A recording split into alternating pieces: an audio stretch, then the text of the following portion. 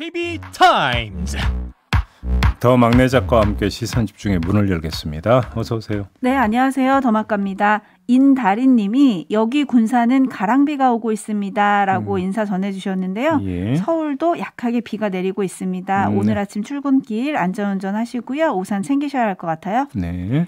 그리고 현님이 제주도 지진 뉴스 너무 놀랐습니다. 제주 지진은 처음인 것 같아요라고 보내주셨는데 네. 어제 많이들 놀라셨을 것 같아요. 그러니까요. 제이비도 놀라셨어요? 네, 이 긴급 재난 문자가 요란하게 울려가지고 뭔가에서 봤더니 지진 소식이더라고요. 그러니까요. 그래서 제주도 지인에게 먼저 연락을 했었던 기억이 있는데 관련 얘기 먼저 해볼까요? 그러니까요. 정리를 해드리면 어제 오후 5시 19분이었습니다. 제주 서귀포 서남서쪽 41km 해역에서 규모 4.9의 지진이 발생을 했어요. 네. 진원의 깊이는 17km였다고 하는데 이 규모는 실내에서 그릇과 창문 등이 흔들리는 정도라고 하고요. 사람이 지진임을 직감할 수 있는 수준이라고 합니다. 이 때문에 지진 발생 직후에 서귀포시 사람들이 건물 밖으로 뛰쳐나왔다. 이런 뉴스도 있었는데 좀 종합 정리가 좀 필요해 보이죠? 네, 그래서 저희가 제주 현지를 잠깐 연결을 해볼 텐데요. 네. 제이비님 불러주시죠. 네, 제주 MBC에서 굿모닝 FM 제주를 진행하고 있는 장인정 아나운서 연결하겠습니다. 나와 계시죠? 네, 안녕하세요. 네. 제주 MBC 아나운서 장인정이라고 합니다. 네, 어떻게 장인정 아나운서 어떻게 실제로 좀 체감하셨어요, 지진을? 네, 어제는 저는 그 시간에 퇴근 이후여서 저는 애월 쪽에 차를 운전하고 가고 있었는데요. 네. 그때 신호 대기 중이어서 차가 정차 중이었는데 차가 이렇게 좌우로 막 흔들리더라고요. 차가 흔들렸어요? 네네. 제 차가 워낙에 좀 작은 편이고 제주가 바람이 워낙에 세니까 바람 때문에 많이 흔들렸었던 적이 있어서 네. 그냥 바람인가? 이렇게 생각을 하고 있는데 몇 분 후에 바로 그 재난 알림도 오고 네, 지인들한테 막 연락도 많이 빗발쳐서 방금 그게 지진이었구나 싶더라고요. 네. 다행히 제가 있는 곳은 좀 진원에서 멀어서 제가 운전하고 있을 때 도로 파손이나 이런 부분은 없었는데 확실히 다른 지역에선 많이 느꼈다고 하더라고요. 네, 좀 주변 이야기를 좀 들어보셨다면서요. 뭐라고들 하던가요? 네네. 이게 진원에서 가까운 대정 지역에서는 정말 심하게 느꼈다고 하고요. 아파트에 있으셨던 분들은 화장실이 이렇게 진동을 했다 이러고 또 제주국제학교도 그 근처에 있는데 수업 중이었던 학생들 다 밖으로 대피를 했다고 하더라고요. 그리고 서귀포의 호텔들도 투숙객들도 다 밖으로 대피를 했다고 하고 좀 우왕좌왕하는 분위기였다고 하는데 보통 지진이면 우리가 뭐 책상 밑으로 들어가라 이런 교육을 예전에 받았던 것 같은데 그렇죠.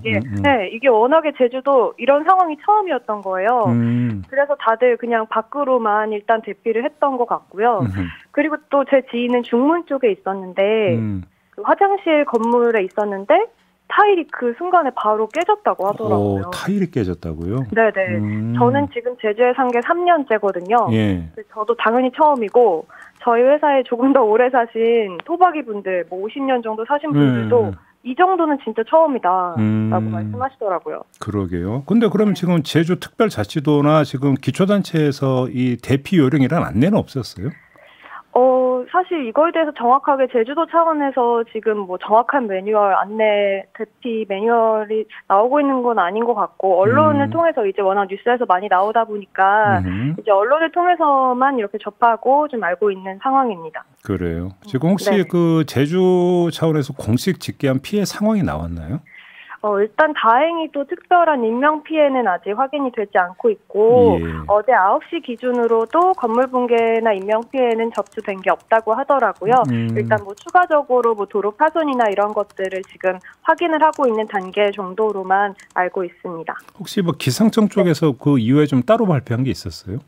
기상청 쪽에서는 일단 그 지진이 나면 저희 아무래도 제주가 섬이니까 바다로 둘러싸여 있잖아요. 그래서 해일 피해 가장 주의를 좀 하라고 이 정도로 발표가 되어 있고 해일 대피 매뉴얼은 뭔지 이제 이 부분을 좀 숙지하고 있어야 될 것 같습니다. 알겠습니다. 지금까지 제주 MBC에서 굿모닝 FM 제주를 진행하고 있는 장인정 아나운서 얘기 들어봤는데요. 안전 조심하시고요. 오늘 말씀 잘 들었습니다. 네, 고맙습니다. 네, 순철님들도 지금 의견 보내주고 계신데요. TK님, 한국에서는 지진 걱정 거의 안 했던 것 같은데 요 몇 년 사이에 왜 이렇게 지진이 생기냐 이런 우려의 문자를 보내주셨고요. 네. 데이지님은 엄청 놀랐어요. 그래도 피해가 적었다니 정말 다행입니다. 아까 그리고 인사 전해주신 인다리님은 군산에서도 잠깐 흔들렸다고 보내주셨고요. 어제 기상청 관계자가 브리핑에서 밝히길 이게 좀 강도가 있잖아요. 4.9면. 네. 그래서 여진이 수개월에서 1년은 이어질 수 있다라고 발표를 했거든요. 네. 그래서 계속 예의주시하셔야 될 것 같습니다. 그러니까 우리나라가 지진 안전지대라고 하는 생각을 이제는 버리셔야 될 것 같아요. 네. 과거 역사의 기록을 찾아보면 큰 지진이 여러 번 있었던 게 사실은 확인이 되고 있거든요. 네. 근데 뭐 지진이라 이런 표현은 물론 없지만 지진이라고 볼 수밖에 없는 그런 어떤 자연현상을 기록한 역사적 기록들도 여러 개 발견이 된다고 하더라고요. 인명피해도 꽤 있었다고 하고. 네. 그리고 좀 전에 장인정 아나운서 전해주셨지만 저희 제작진도 제주도에 계신 분들하고 좀 연락을 해봤었거든요. 어제 저녁에. 그랬더니 3층 사무실에서 컴퓨터가 흔들릴 정도였고 바닥이 드드드드 흔들렸는데 네. 직원들이 전부 다 일어나셔가지고 멀뚱멀뚱 쳐다보셨다는 거예요. 그럴 때는 사실 아까 아나운서가 전해주신 것처럼 책상 밑으로 들어가셔야 되거든요. 그러니까요. 네, 그런 안전수칙도 우리가 다 잘 챙겨야 될 것 같습니다. 알겠습니다.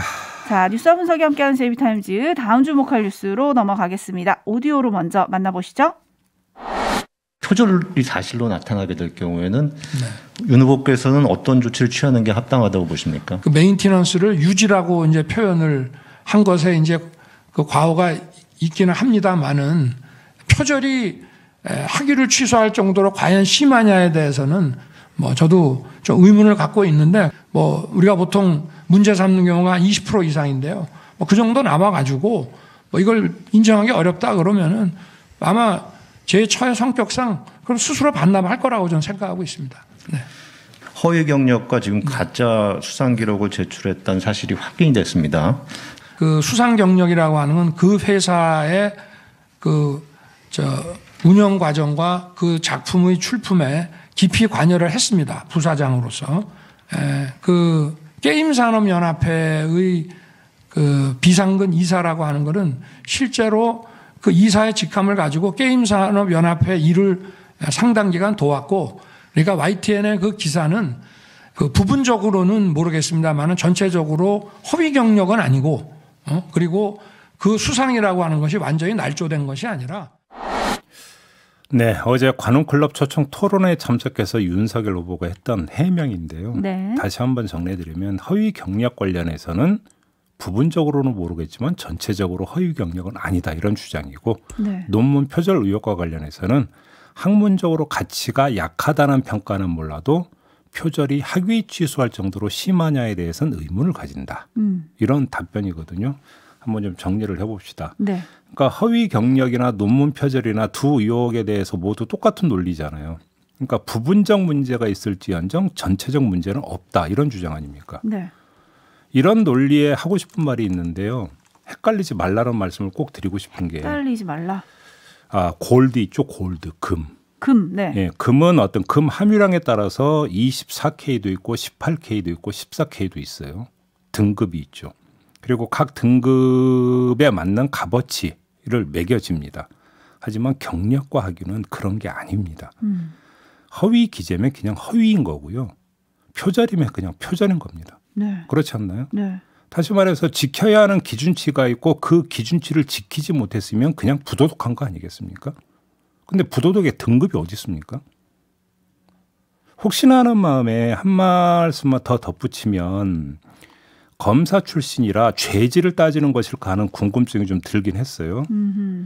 혹시 그런 거라면 이 또한 생각을 좀 달리 하시길 바란다 이런 말씀을 드리고 싶은데, 그건 처벌 단계에서 형량을 매길 때 나오는 얘기지 유죄와 무죄를 가르는 기준은 아니지 않습니까? 네. 그러니까 지금 논란은 사법에 비유한다면 유무죄 여부, 다시 말해서 부도덕하냐 아니냐 이 문제를 가르는 거잖아요.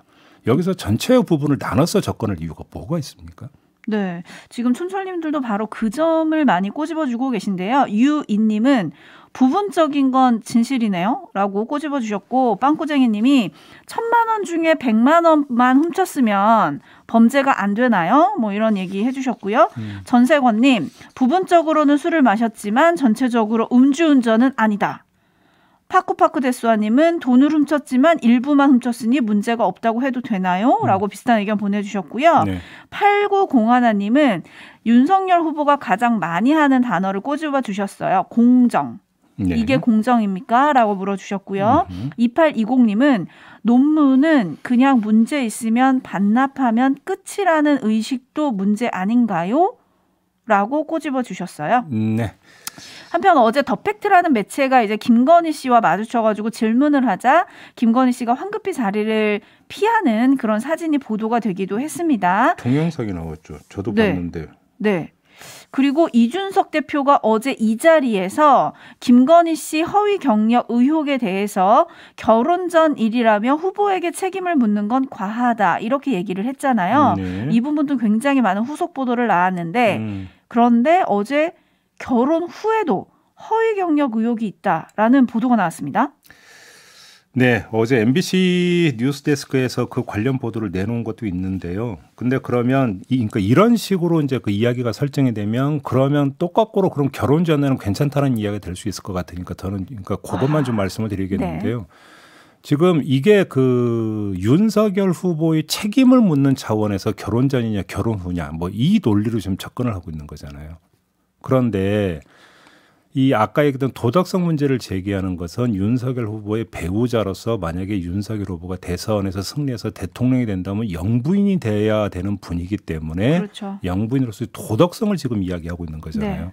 그렇기 때문에 김건희 씨의 행위가 부속적인 팩터가 돼가지고 윤석열 후보의 책임이 주가 되는 이 논리로 접근하면 안 되는 부분이 있다는 거예요. 그렇기 때문에 결혼 전과 후에 네. 그러면 결혼 후도 있다. 물론 이것도 팩트라고 한다면 분명히 제기가 돼야 되는 문제지만 그 자체가 판단의 척도가 될 수는 없다. 저 개인적으로 그렇게 생각하거든요. 네, 그 부분도 맞는 말씀이신 것 같은데 네. 어쨌든 궁금증이 해소가 안 되면 묻고 또 물어야 한다. 이건 어제 제이비가 한 얘기입니다. 네네. 잠시 후에 윤희석 국민의힘 선대위 상임공보특보와 인터뷰가 준비되어 있습니다. 여기서 더 궁금한 거는 묻도록 하죠. 시선 예. 집중 계속해 주시고요. 네. 제이비타임스 다음 주목할 뉴스로 넘어가겠습니다. 오디오로 먼저 만나보시죠. 코로나 비상대응 긴급 성명. 존경하는 국민 여러분, 더불어민주당 대선 후보 이재명입니다. 총력 대응을 넘어서는 특단의 대책을 실행해야 할 때입니다. 안타깝지만 일상 회복에 잠시 멈춤이 필요합니다. 정부에도 선제적인 비상 시스템 가동을 촉구합니다. 첫째, 즉각적인 사회적 거리두기 강화 조치를 정부에 요청합니다. 둘째, 거리두기 강화에 따른 국민 안심대책 시행이 반드시 필요합니다. 무엇보다도 거리두기 강화 조치로 가장 큰 피해를 입게 될 소상공인 자영업자에 대한 선보상, 선지원을 시행해야 합니다. 셋째, 백신 접종률 제고를 위한 획기적인 조치를 마련해 주길 요청합니다. 백신 접종 부작용에 대해서는 백신과 인과성이 없다는 명백한 경우를 제외한 모든 보상과 지원을 책임지는 네거티브 방식의 백신 국가 책임제 시행을 촉구합니다. 네, 지금 이 목소리의 주인공이 박찬대 민주당 선대위 수석 대변인이거든요. 네. 그래서 이재명 후보의 긴급 성명을 대독을 한 건데 뭐 지금 들으신 그대로입니다.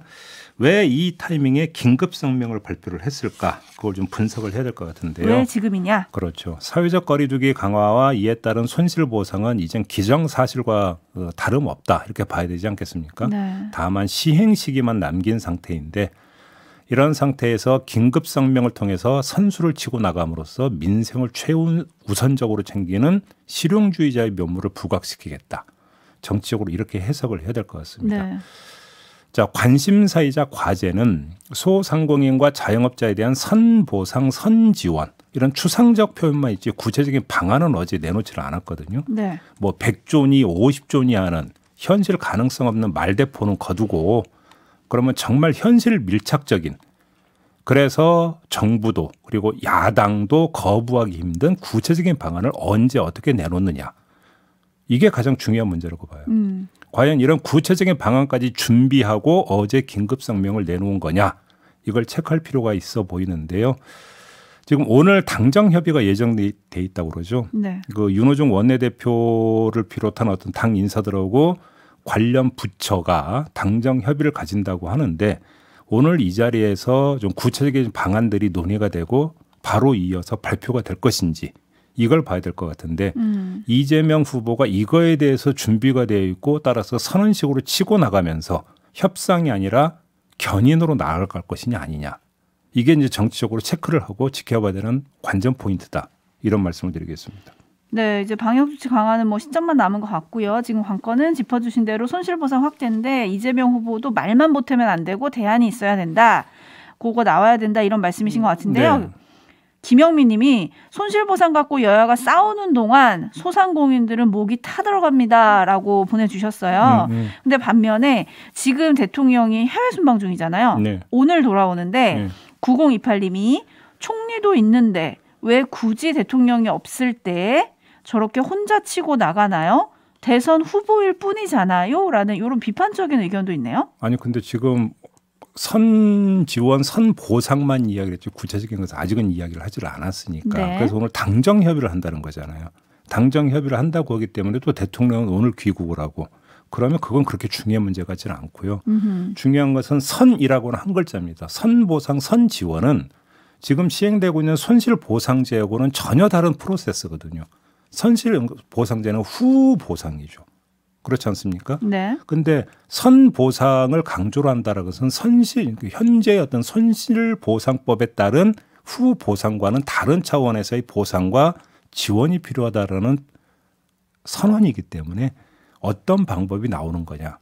이걸 좀 봐야 되는 거죠. 네, 그리고 또 이재명 후보가 어떤 안을 준비하고 있는지도 궁금한데요. 민주당에 최근 합류한 최이배 전 의원에게 주문한 게 있다고 하니까 어떤 준비를 하고 있는지 한번 들어보도록 하고요. 네. 제이비타임즈 다음 주목할 뉴스는 어떤 건가요? 방역 패스의 허점이 좀 드러났죠. 이게 이제 그 먹통 사태가 빚어졌다. 이걸 말씀을 드리는 게 네. 아니고 그거 말고 짝퉁이 나올 수도 있겠다. 이 점을 좀 말씀을 드리는 건데요. 짝퉁, 네. 한 직장인이 건강상의 이유로 접종을 하지 못한 부인을 위해서 혹시나 하는 마음에 부인 핸드폰으로 자신의 QR코드를 시도를 해봤답니다. 네. 그랬더니 되더래요.